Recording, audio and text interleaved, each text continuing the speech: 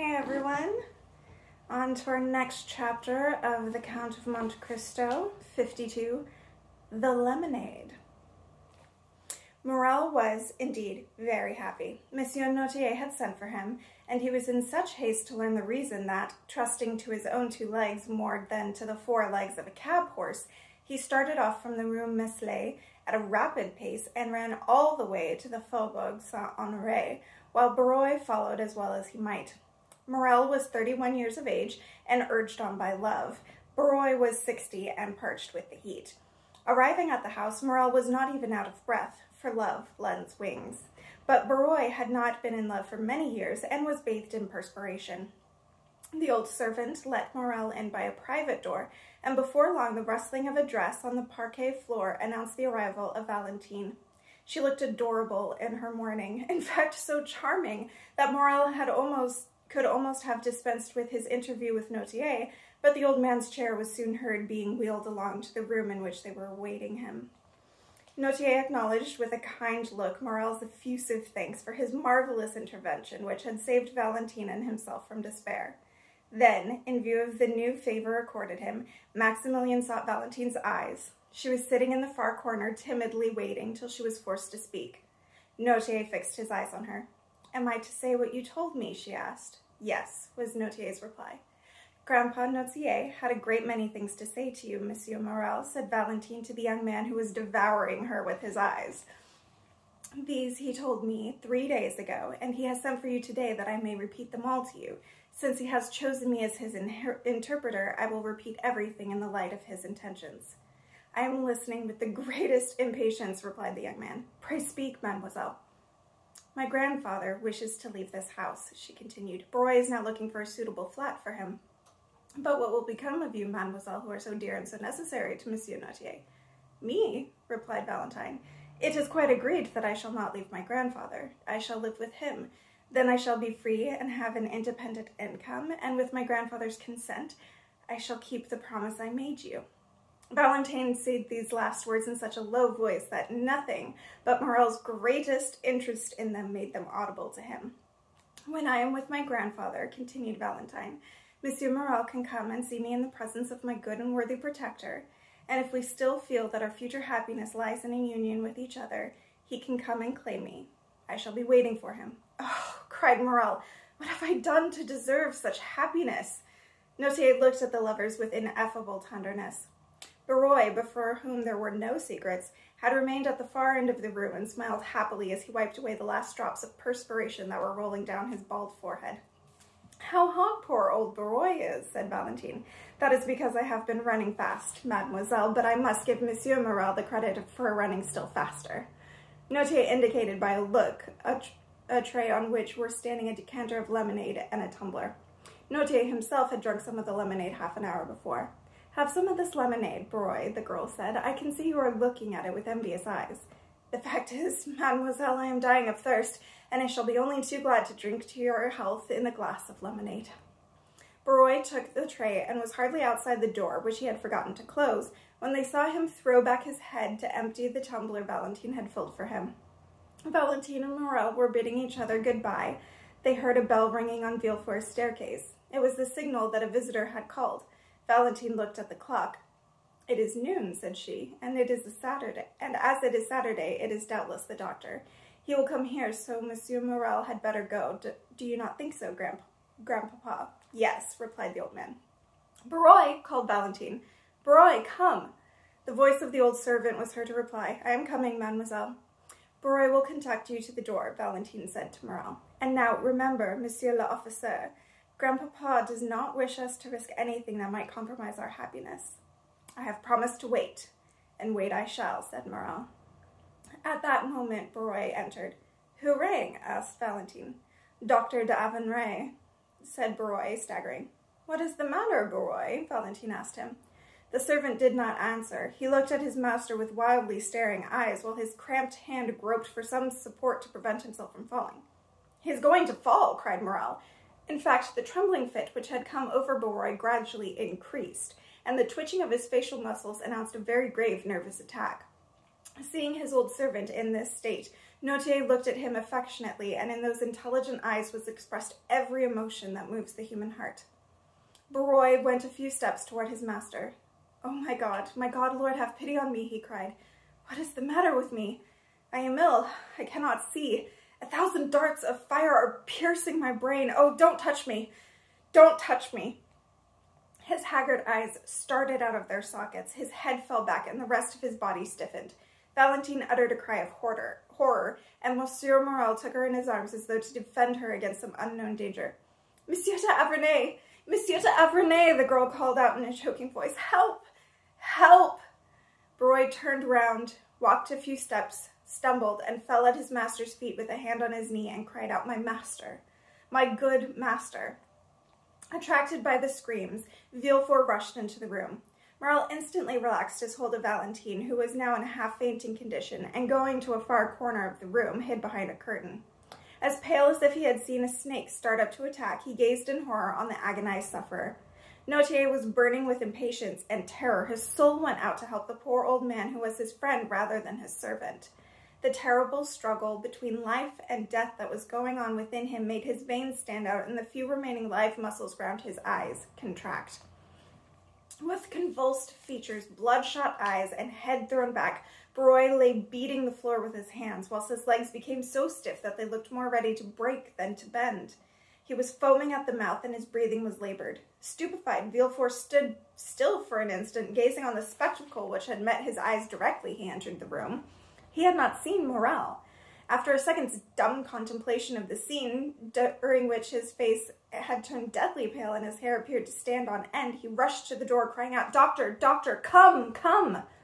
Madame de Villefort, come! Oh, come quickly and bring your smelling salts!" Valentine called, running up the stairs. "What is the matter?" Madame de Villefort asked in a metallic and constrained voice. "Oh, come quickly! But where is the doctor?" cried Villefort. "Where can he have gone?" The stairs were heard to creak as Madame de Villefort slowly came down them, holding in one hand a handkerchief, with which she was wiping her face, and in the other a bottle of smelling salts. When she entered the room, her first glance was for Notier, who, save for the emotion he naturally felt in the circumstances, appeared to be in his usual state of health. Then her eyes fell on the dying man. She turned pale as she saw him, and her eyes, as it were, leaped from the servant to his master. "For pity's sake, where is the doctor, madame?" exclaimed Valentine. "He went into your room. Barrois has an attack of apoplexy. As you see, he may have been saved if he is bled." "Has he eaten anything lately?" asked Madame de Villefort, evading the question. "He has not yet had his breakfast," replied Valentine, "but he was running very fast this morning on an errand for my grandfather, and when he came back he drank a glass of lemonade." "Why did he not have some wine? Lemonade is very bad." "The lemonade was near at hand in Grandpapa's decanter. Poor Barrois was thirsty, and he drank what he could get." Madame de Villefort started. Monsieur Notier watched her with the closest scrutiny. "He has such a short neck," said she. "I ask you once more, madame, where is the doctor?" said Villefort. "For heaven's sake, answer." "He is with Edward, who is poorly," replied Madame de Villefort, seeing she could no longer evade the question. Villefort rushed up the stairs to fetch him.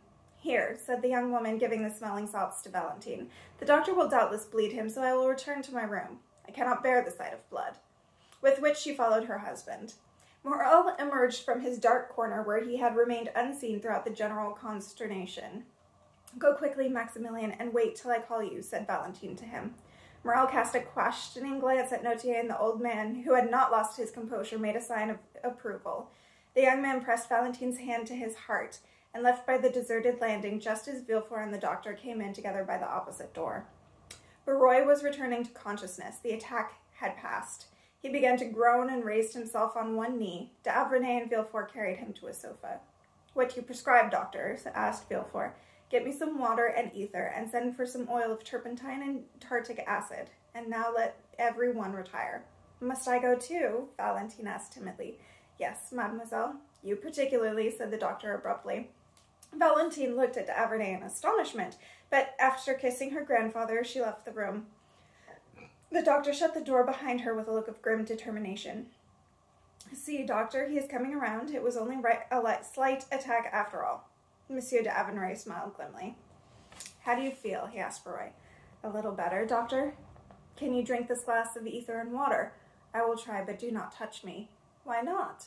I feel that if you touch me, if only with the tip of your fingers, the attack will return. Barroy took the glass, put it to his lips, and drank about half of its contents. Where have you pain? The doctor asked. Everywhere. It is though I had a frightful cramp everywhere. What have you eaten today? Nothing at all. All I have taken is a glass of my master's lemonade, Barroy replied, making a sign with his head toward Notier, who was sitting motionless in his chair, contemplating this dreadful scene without letting a movement or a word escape him. Where is the lemonade? Asked the doctor eagerly. In the decanter in the kitchen. Shall I fetch it, Doctor? Villefort asked. No, stay here and try to make the patient drink the rest of this ether and water. But the lemonade, I will fetch it myself. D'Auvernay bounded toward the door and, rushing down the servants' staircase, nearly knocked over Madame de Villefort, who was also going into the kitchen. She screamed, but the doctor did not even take notice of her. Obsessed with the one idea, he jumped down the last 3 or 4 stairs and flew into the kitchen. Seeing the decanter 3 parts empty, he pounced upon it like an eagle upon its prey, and with it returned to the sick room out of breath. Madame de Villefort was slowly going up the stairs leading to her room. Is this the decanter, Monsieur d'Auvernay? Asked Barroy. Yes, doctor. Is this the sum of the lemonade you drank? I believe so. What did it taste like? It had a bitter taste. The doctor poured several drops of lemonade into the palm of his hand, sucked it with his lips, and after rinsing his mouth with it as one does when tasting wine, he spat it into the fireplace.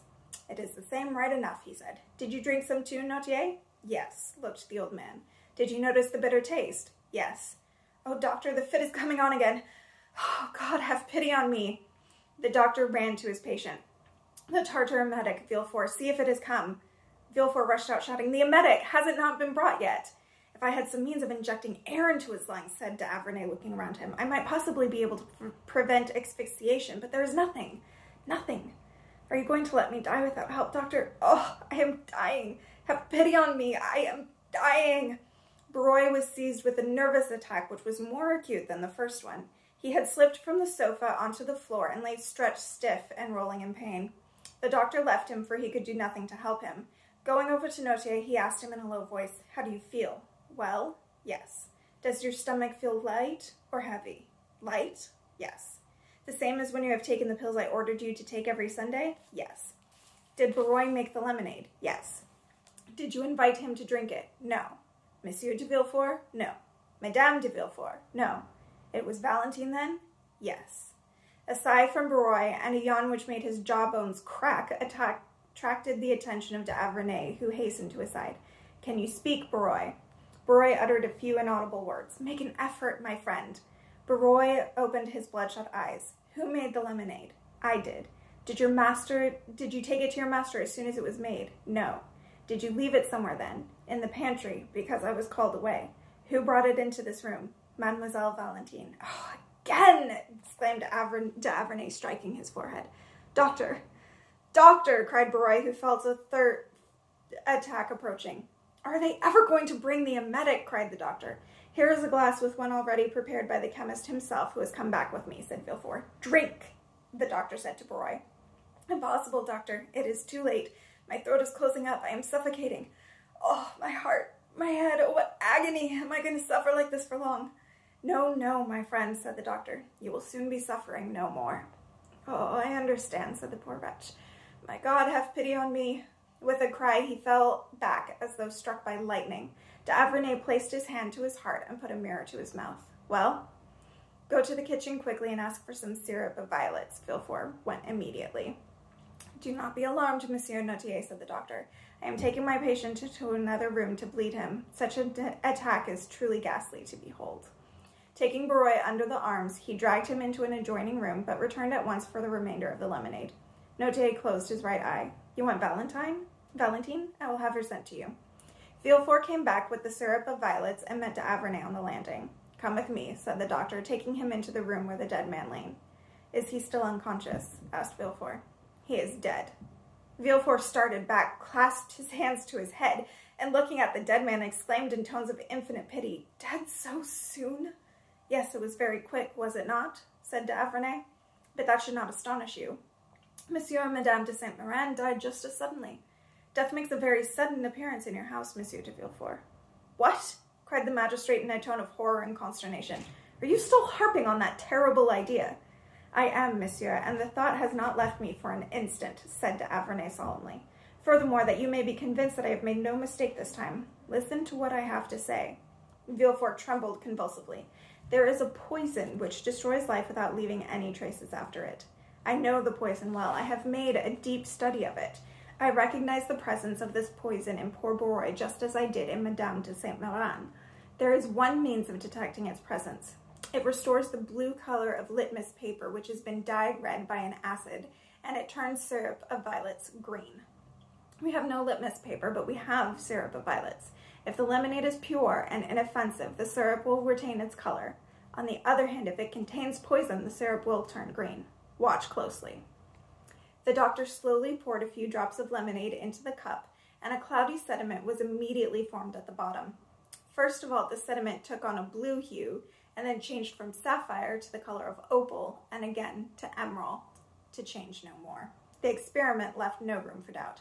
"The unfortunate Barrois has been poisoned," said d'Avrigny, "and I am ready to answer for this statement before God and man."